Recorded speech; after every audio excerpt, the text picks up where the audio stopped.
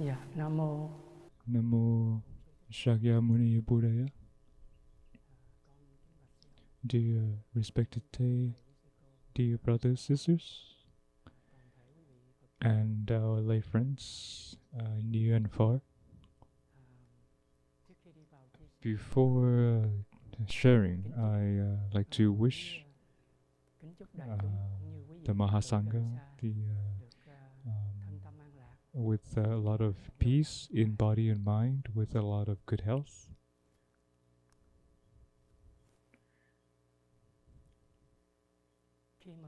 When we recite the gathas, or recite the sutras, or when we read the sutras, that is the reputation of the teachings, the words of the Buddha, of the patriarchs. The issue here is, do we understand it? That is what important. And that knowledge, that understanding needs to go through and to be experienced. Maybe it would take 5 years or 10 years or more. Then we can understand everything or all that the Buddha teaches. And when we have a deep understanding, then our recognition, our understanding will change.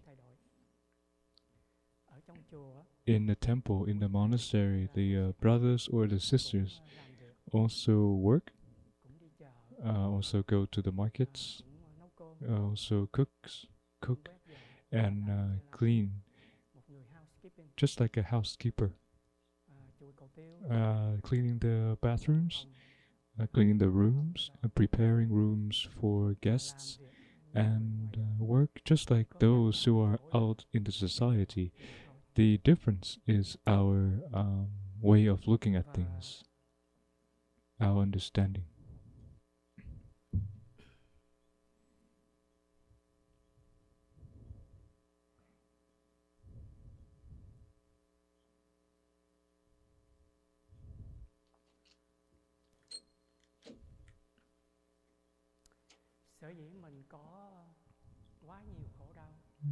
The reason that we have so much suffering in life is because of our discrimination, our prejudices, misunderstanding.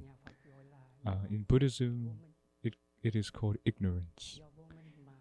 Because ignorance, there is misunderstanding that the rope is the snake. In the dark, we see the rope, and we are afraid. We think that is the snake. But when there is a light of mindfulness shining, then the perception of the snake will dissipate, and the fear and the anxiety about the snake will also dissipate. And in our daily life, we need to oftentimes recite the sutras based on leaning on and taking refuge in the teaching of the Buddha to generate mindfulness, an energy that will protect us, to help us to recognize our sufferings, to seek the roots of our afflictions, of our sufferings, and to see the way out of suffering. And the Dhamma instruments that we have to maintain our mindfulness in our daily life is our breathing, of the mindful breath. We breathe in, we know we are breathing in. We breathe out, we know that we are breathing out. And if we can do that, then we have alleviated quite sufferings. And if we are better, we can go to that place where there is no one who is breathing. We see that no one is breathing. In Pháp Bảo Đàn Kinh is a sutra.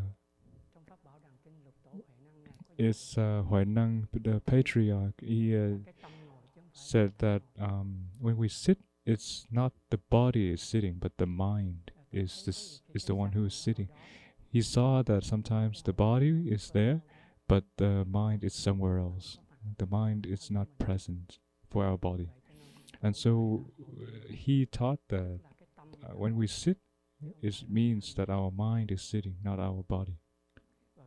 And and not just sitting, that we can create mindfulness, but also when we work, when we walk, when we eat, when we do physical exercises, running, jogging, walking, we can still generate mindfulness. The matter is, do we wish for that mind to settle? And today, the topic I'd like to share is the world of ideals, the Anuradha Sutta. So before we go to the sutta, let us enjoy the sound of the bell, and then we will together go into the sutta.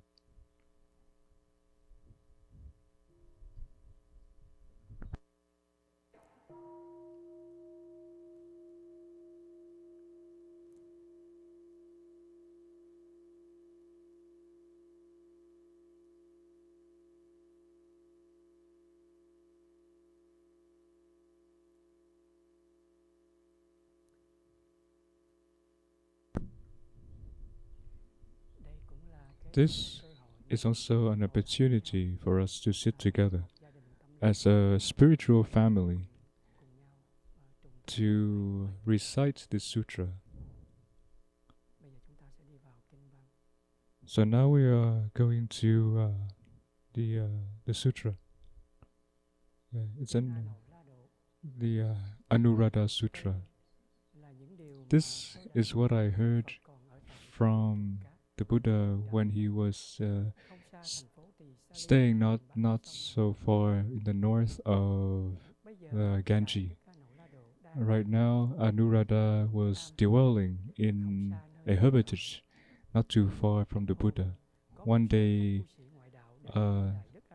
some outsider practitioners came to visit the Venerable Anuradha, and they asked Anuradha, "Dear practitioner, dear brother, the Buddha, the word honored one, who they praise to be the highest, has reached the highest understanding, had taught these four ideals. One, after death, the Buddha is still alive, is still there. Or after death, the Buddha is no longer there. Or after death, the Buddha is still there and still not there. And or after death, the Buddha neither exist or cease to exist. So, dear brother, please tell us."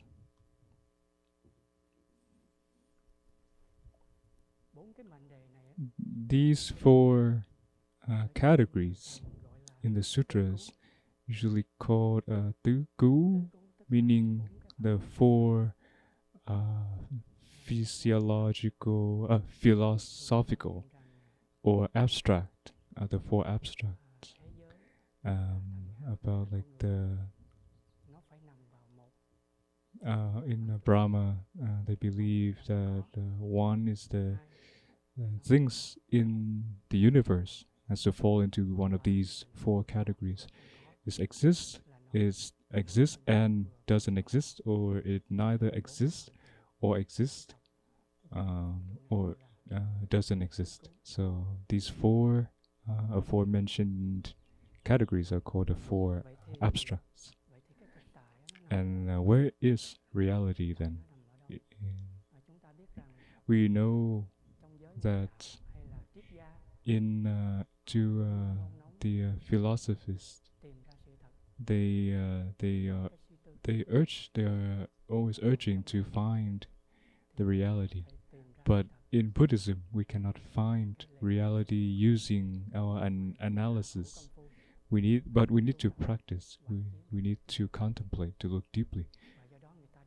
And so it's easy to be misled into the realm of thinking, the realm of analyzing, of abstract thinking, and then wasting our time and efforts. And even in the original Sangha of the Buddha, there was one brother. He also came to the Buddha and asked some similar questions, very abstract questions, like, Dear Buddha, whenever I sit to contemplate by myself, this idea keeps following me, keeps coming up in my mind. There are many things important that the Buddha that you skip.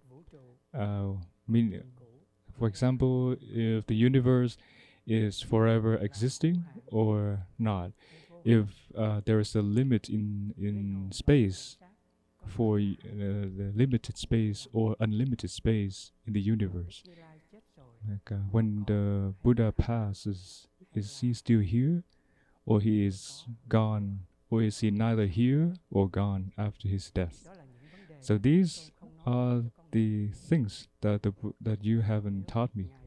So if you don't, then I will leave you immediately, and I will leave the Sangha and to go on my own.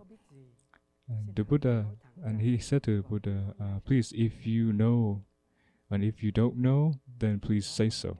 And then the Buddha said, Dear brother, have I ever told you that please follow me to live like high monks, and then I will explain to you these abstract questions? And the brother said, Dear Buddha, no. And so the Buddha said, so have you ever vowed to live in my teaching and with my promise that I will one day explain to you these questions? And he said, and the brother said no. And so the Buddha said, so I did not tell you to follow me, and you did not tell me that you will follow me if I agree to explain to you these ideas. And so you are having a wrong perception. So whatever I say, please accept. Whatever I haven't said, please also accept. Whatever that I have not yet said, maybe it might be in the realm of the universe and so on. And brother, sometimes people ask why I didn't say it. That is because it doesn't relate to sufferings, and it doesn't bring us to the shore of nirvana. That is why I haven't shared. So in the Anuradha Sutra, in the Anuradha Sutra, it's the same. So Anuradha has never heard the Buddha said anything about like these four abstracts. And so Anuradha answered as follows. So, dear friends in the path, the word-honored one, the Buddha, who had attained the highest fruit of enlightenment, has never taught anything on the four abstract topics that you have given. So Brother Anuradha, he said that is very correct, because Buddhism is also called Li Tugu, meaning Li is letting go, or to detach from these four abstracts.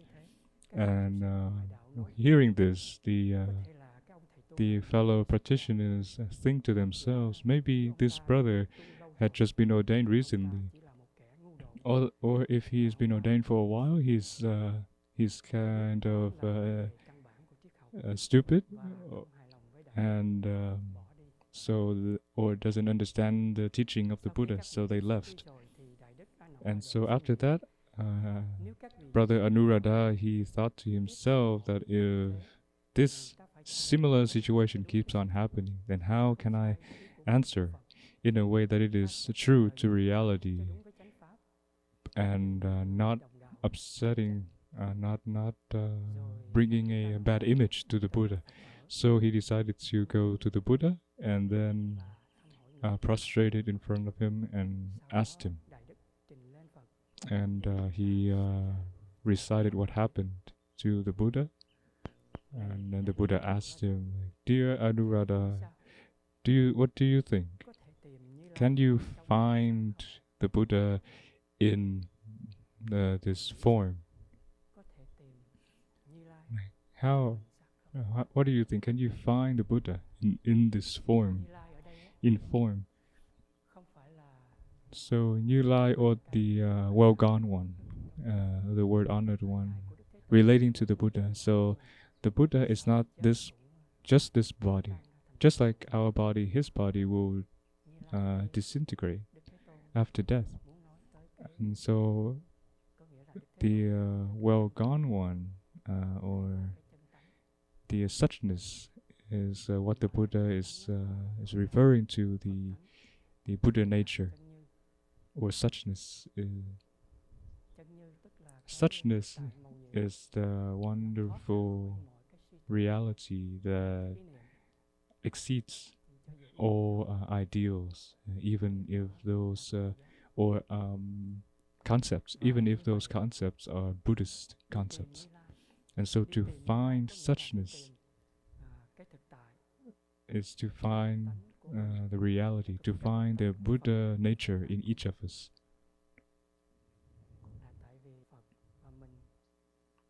That is because the Buddha and us and living beings, we have the same Buddha nature. It's no difference.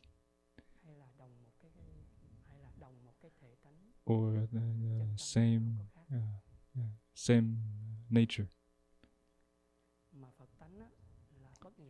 And Buddha nature is non-dualistic. There is no birth, no death, no being, no non-being.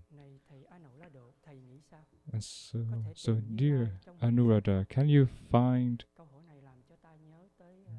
the Tathagata in form?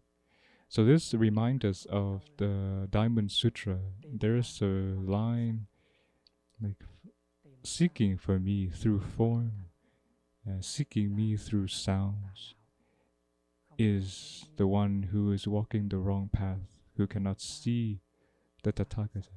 So to find us, to find me in sound, to find me in the form, is a person who is walking on the wrong path. The word I here doesn't mean, or me doesn't mean an ego or a separate self, but the Buddha was referring to suchness, the Buddha nature. So, and Buddha nature doesn't just exist in the Buddha, but also in other things, such as the pebble, such as the squirrel, the leaves, and in each of us. And so finding me, quote to quote, meaning to find the true reality, the Buddha nature, the Tathagata in us. But if we do that through looking at the form or sound, then we are practicing the wrong way. So form is this body. The body of the Buddha is just like our body. It's impermanent. When he was little, it's different. When he grew up, it's different. And when he passed on, it's different. And when he was old, it's different. So after his death, his body is still disintegrated. And the Tathagata passed away into Nirvana under the two Sala tree. And so if we just lean on, based on his form, to look for reality, that means we are going down the wrong path. And we might think that, oh, is the Buddha still alive, still exists? Or if the Buddha doesn't exist, or neither he exists nor exists, and so on. And so when we look at our loved ones, and we look at them through their shapes, through their body or their form. But through that kind of perception, is that a deep kind of looking? And with that kind of looking, we can also say that our loved ones still exist. If we look at them that way, we still might think that our loved one is still alive or not alive, still exist or not exist. And that will bring a lot of suffering in the long run when we see them pass on.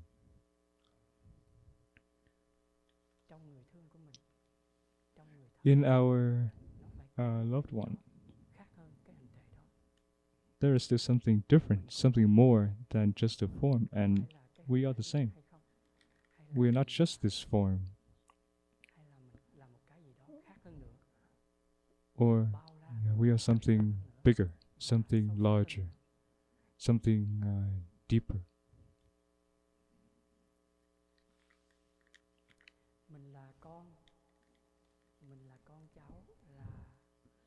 We are the continuation of of the Lam Te patriarch, of Master Lam Te. So we need to see the way he sees it.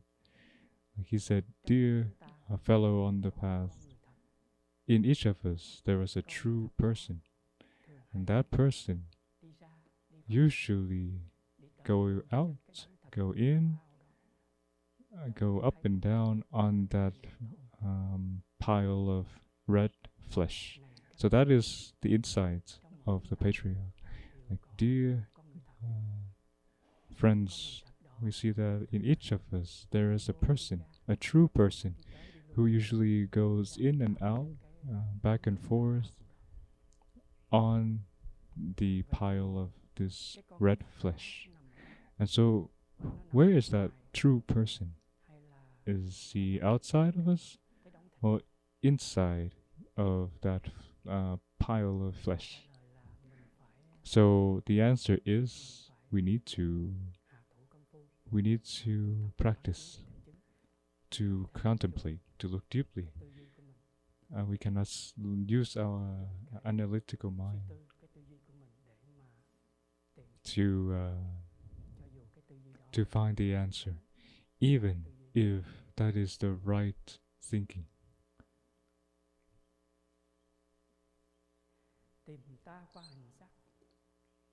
So looking for me in form or sound is someone who is practicing the wrong way and cannot find the Tathagata. So sound, all the words that we use, that we speak, are they're all made of ideas, and not just our words, but also the words from the Tathagata, from the Buddha, used to give the Dharma talks. It's the same. It's still ideas, concepts, and concepts cannot be applied to as reality. Reality is still reality. It cannot be analyzed, cannot be measured in any of concepts. And reality, the root, cannot be described. And so in the Mahayana tradition, it's called the Tathagata, Chân Như, or suchness. Not Tathagata, suchness. But it's still a word. Because if there is a word, there is still a concept. And as long as there is still a concept, then reality is not as it is.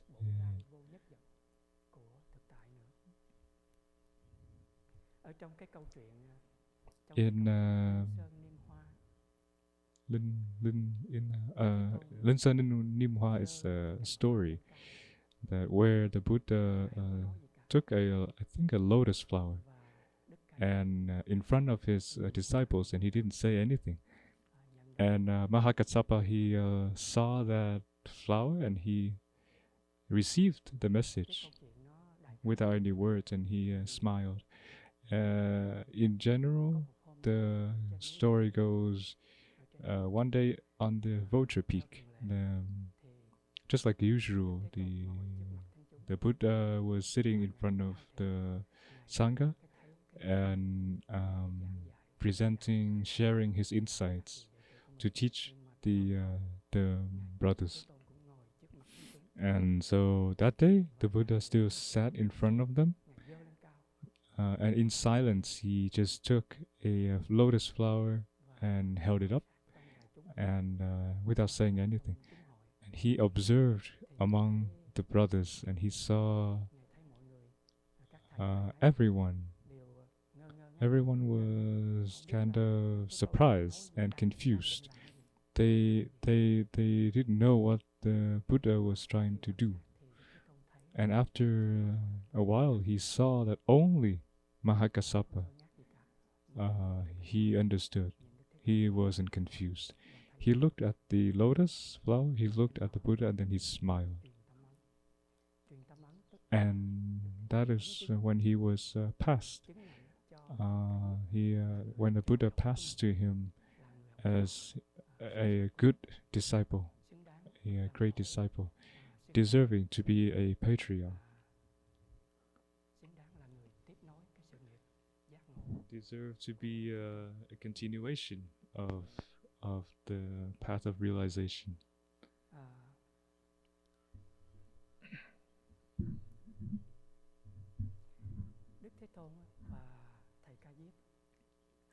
The Buddha and Mahakassapa, the two of them didn't use any words. They just smiled, looking to each other through actions, and there was no spoken words. And that silence, was it a bell of mindfulness that help others to wake up and come back to reality, to the present moment, so that we are not attached to or sucked into the imaginary world or illusionary world, or that illusionary world is the world of ideals, the world of ideas and concepts. Only those who know clearly that lotus flower, and only looking at it, they will understand what it means. There's no need to listen to descriptive words or any kind of words that describe it. And on the other hand, if someone who has never got in touch with that lotus flower, then they would never be able to understand it truly, regardless of the words that used to describe the flower.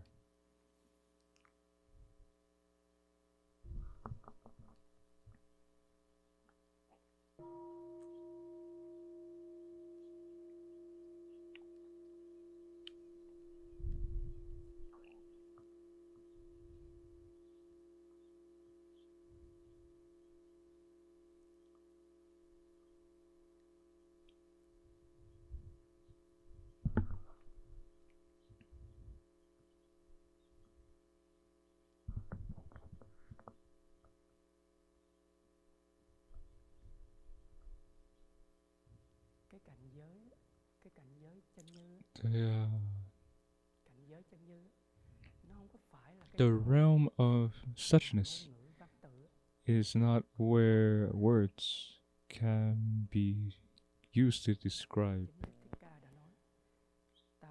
The Shakyamuni Buddha himself said that in the 49 years that I give teachings, but in reality, I've never said anything. So in Lanya Sutra, the Buddha said that from the time that I started to teach to the time that I passed into Nirvana, I've never said anything. The reason is being that when he said that is out of compassion. Um, he doesn't want us to be drowned in the world of concepts, to misunderstand the finger to as the moon. There's in the sutra that there's a saying that the teachings of the patriarch, the teachers, are just like fingers pointing to the moon.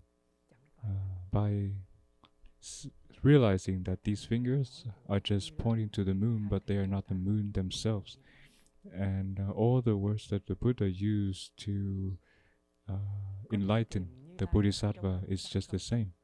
So can you find the Tathagata in form? And Anuruddha said, "Dear Buddha, no."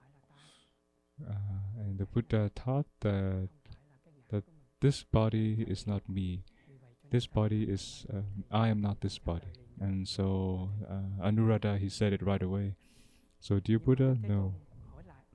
But the Tathagata, he asked again.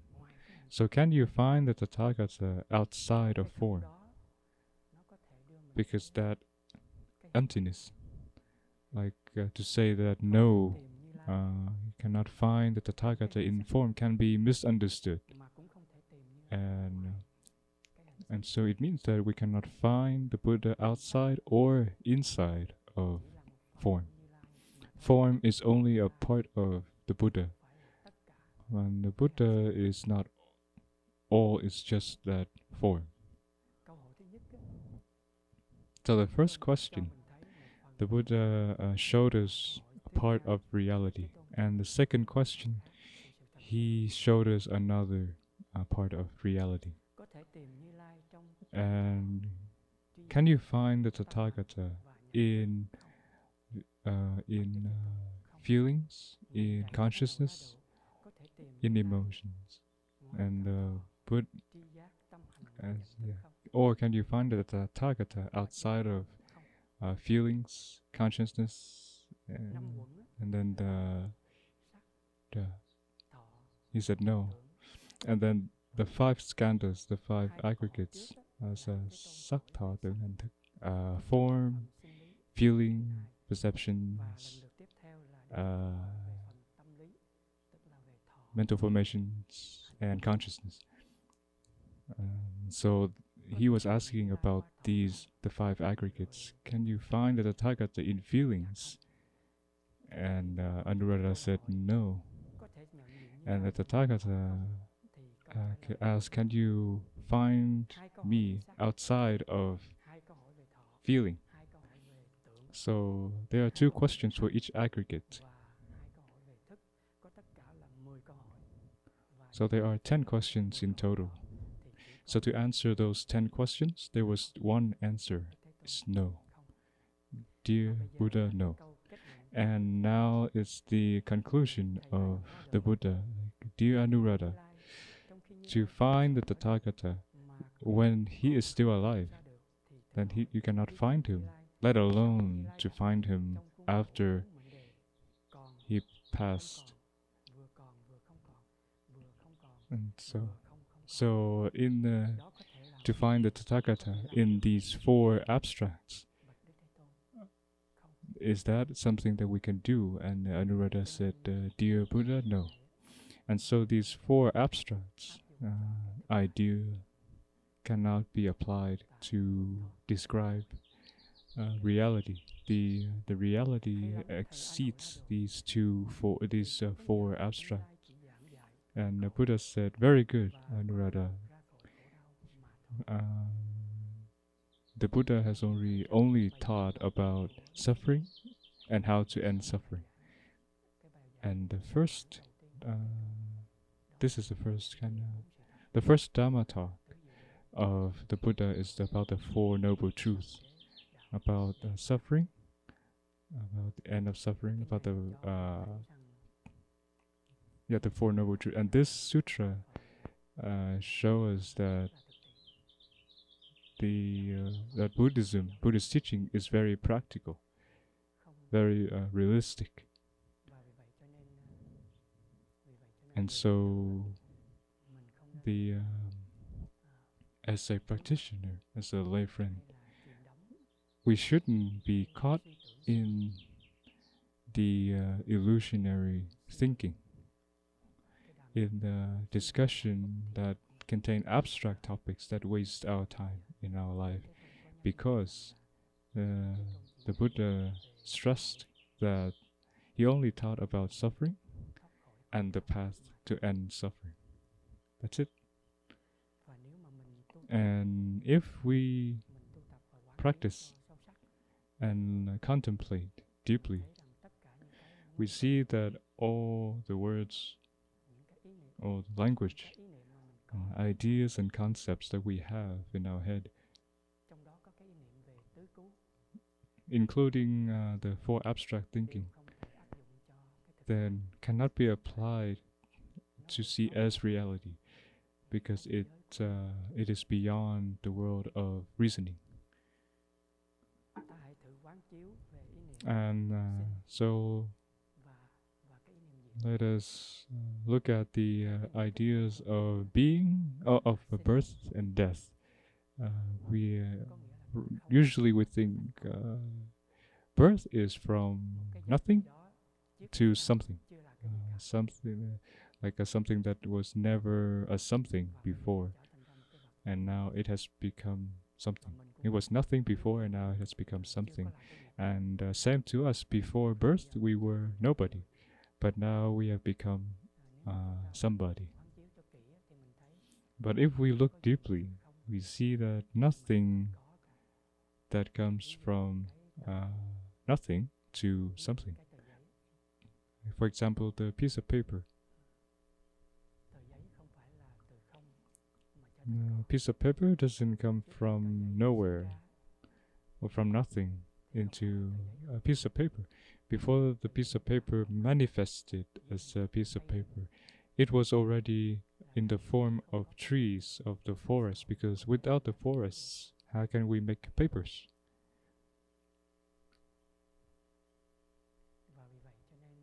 And that is why a piece of paper has never been born. It's a continuation of the trees, of the forests. And so, instead of we say that it is a birth, we say that it is a continuation. It's the same for us. The day that we were born, it truly is not. It's a day. It's a continuation day, not our birthday. And that is because before that we were already in our mothers, our fathers, or in our ancestors, in other forms. Our ancestors can be rocks, minerals, or animals and plants.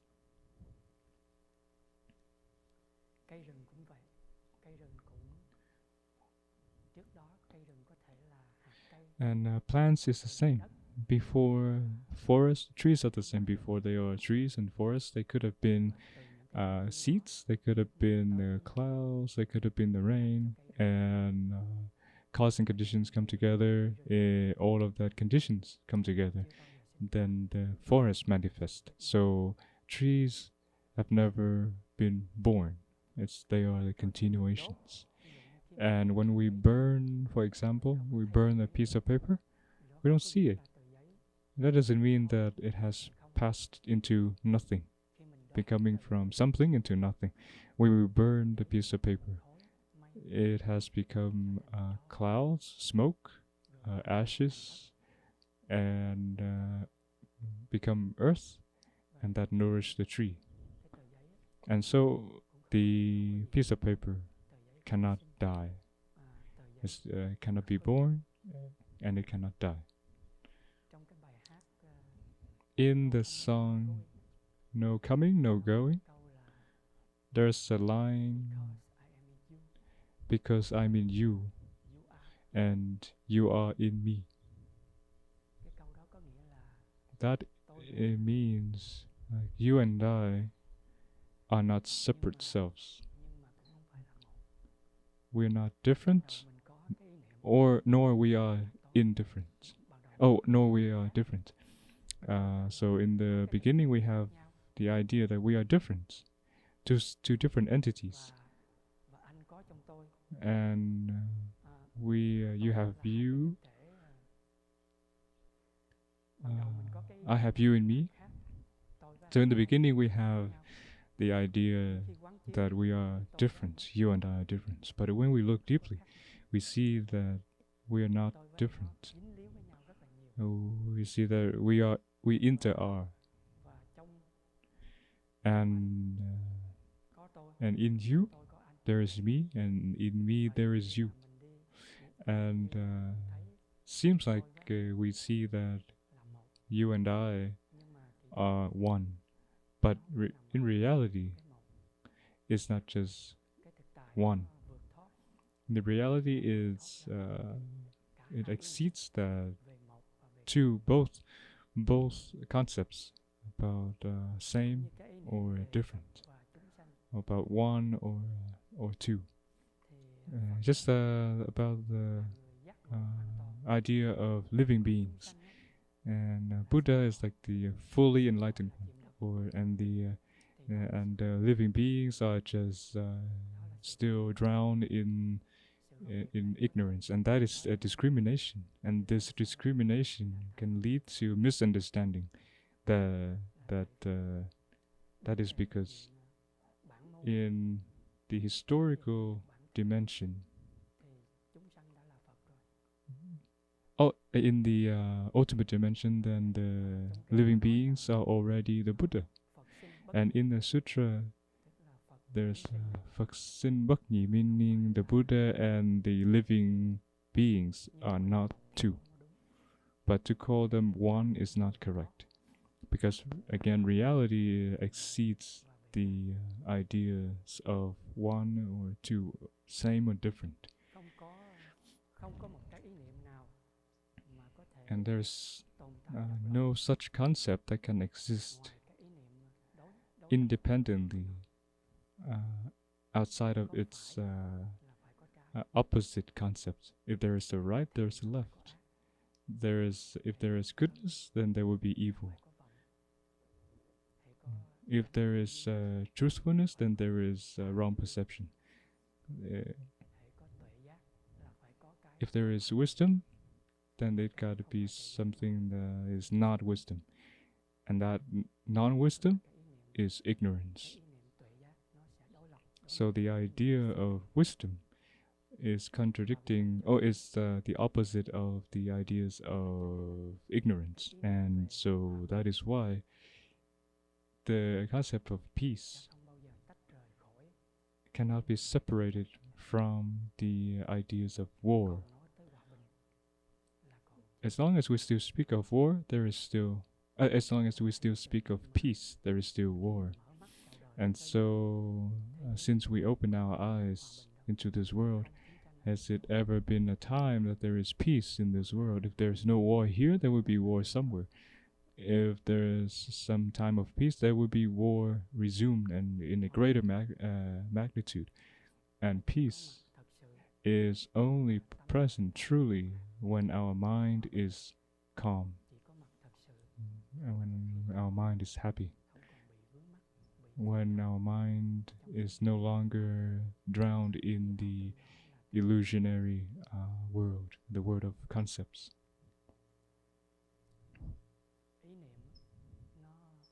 Concepts, they create a lot of sufferings, a lot of affliction, fear, discrimination. And that is why when we go beyond the concepts, only then can we realize nirvana. Nirvana is the the absence of all concepts, even if it is concepts about the Buddha, about wisdom, about right thinking.